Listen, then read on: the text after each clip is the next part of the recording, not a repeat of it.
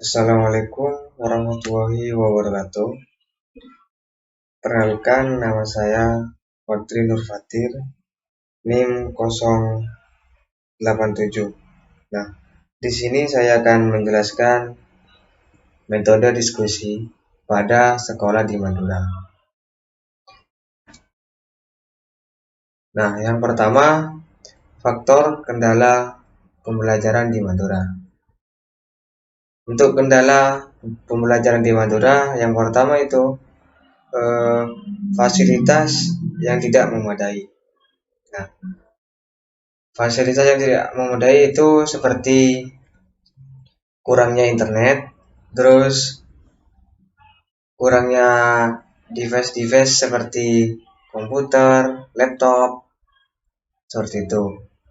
Yang kedua yaitu motivasi siswa yang kurang akan pendidikan. Yang ketiga, siswa kesulitan dalam memahami materi.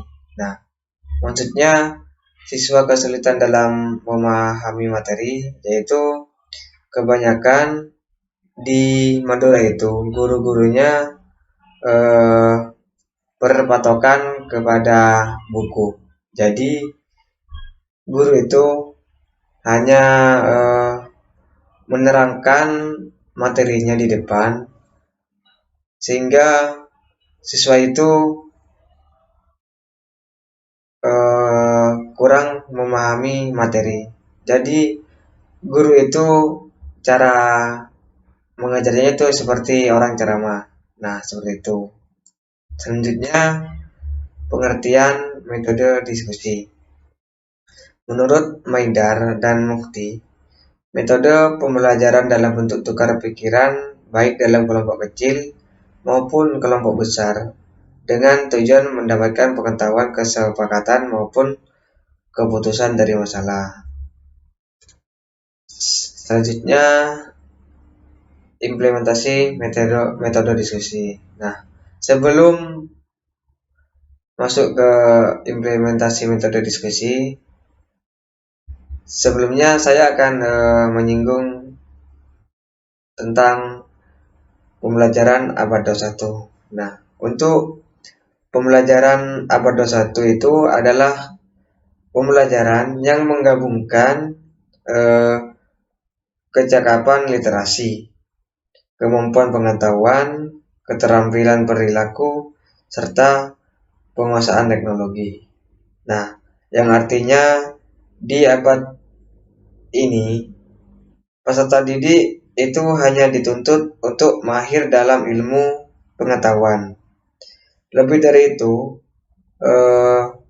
peserta didik juga harus terampil dalam menggunakan teknologi serta berakhlak yang baik, seperti itu. Nah, untuk implementasi metode diskusi sendiri yaitu metode yang menghadapkan peserta didik pada suatu permasalahan untuk diselesaikan secara berunding dengan teman satu kelompoknya. Nah, jadi untuk metode ini contohnya itu seperti siswa itu mempunyai permasalahan saat materi yang disampaikan oleh guru. Nah, untuk penyelesaiannya itu dibuat kelompok 3 atau 5 orang untuk berdiskusi permasalahan yang didapatkan agar bisa bertukar pikiran dengan satu kelompoknya, seperti itu. Nah, untuk bedanya dengan metode ceramah, metode ini pusat pembelajarannya fokus pada peserta didik, bukan pada guru. Maka peserta didik diharapkan selalu aktif saat pembelajaran berlangsung, agar kegiatan tersebut berjalan secara efektif. Guru bisa memberikan sejumlah aturan terkait pelaksanaan diskusi. Nah, untuk metode ceramah ini seperti guru berceramah di depan siswa. Nah, untuk metode diskusi ini tujuannya itu fokus pada peserta didik. Nah, seperti itu. Dan siswa itu diwajibkan aktif saat pembelajaran berlangsung. Seperti itu. Selanjutnya yaitu langkah-langkah metode diskusi. Ya, nah yang pertama itu langkah persiapan. Untuk langkah persiapan, yang pertama itu menentukan tujuan pembelajaran. Nah, sebelum eh, ke pembelajaran, nah itu harus mempunyai tujuan saat pembelajaran dimulai. Yang kedua, menyusun jenis diskusi yang sesuai dengan materi yang akan diajarkan. Yang ketiga, mengidentifikasi permasalahan yang akan dibahas oleh peserta didik. Nah, untuk mengidentifikasi permasalahan yang akan dibahas oleh peserta didik. Nah, sebelumnya siswa itu diwajibkan untuk membaca materi yang guru yang diberikan guru. Nah, lalu permasalahannya itu dibahas secara kelompok, lalu didiskusikan bersama kelompoknya, seperti itu. Yang keempat yaitu berbagi peralatan penunjang yang dibutuhkan. Nah, yang kedua itu langkah pelaksanaan. Untuk langkah pelaksanaan, yang pertama mengarahkan peserta didik untuk mengikuti aturan yang telah ditetapkan. Yang kedua, memulai diskusi sesuai aturan di mana guru harus selalu mengontrol kondisi kelas agar tetap kondusif. Yang ketiga, mempresentasikan hasil diskusi yang telah dilakukan.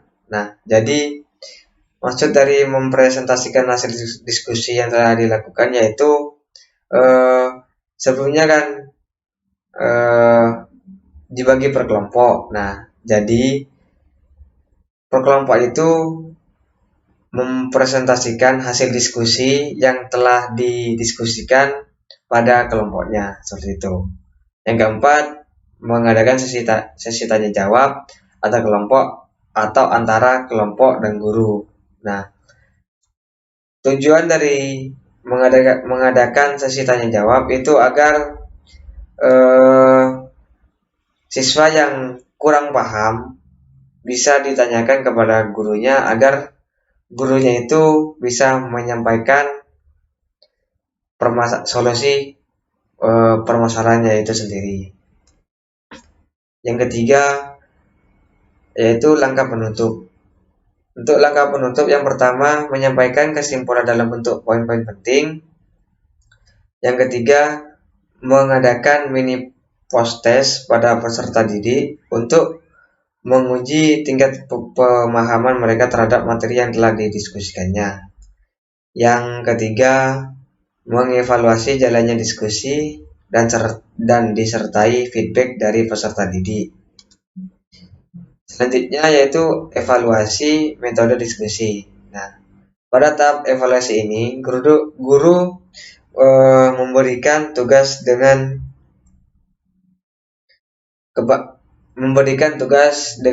kepada siswa dengan berbentuk kelompok berupa diskusi. Kelompok kecil adalah diskusi yang berlangsung di kelompok-kelompok kecil di kelas. Nah,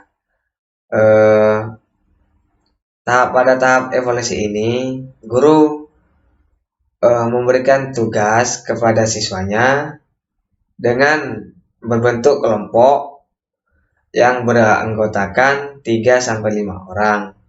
Nah, selanjutnya setiap kelompok itu diberi permasalahan yang berbeda, tetapi masih dalam ranah materi yang sama, seperti itu. Nah, selanjutnya yaitu video evaluasi metode diskusi. Nah, untuk videonya ini saya mengambil dari sosial media yaitu TikTok.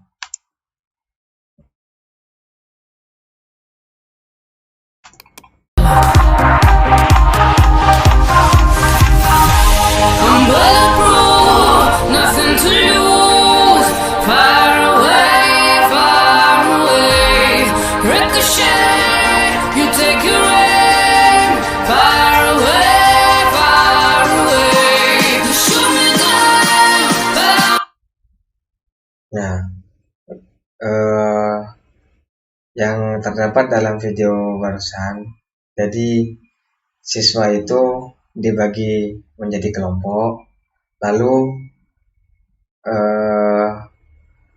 berdiskusi tentang permasalahan yang didapat dalam materi yang guru berikan, seperti itu. Selanjutnya, sekian, terima kasih dari saya. Assalamualaikum warahmatullahi wabarakatuh.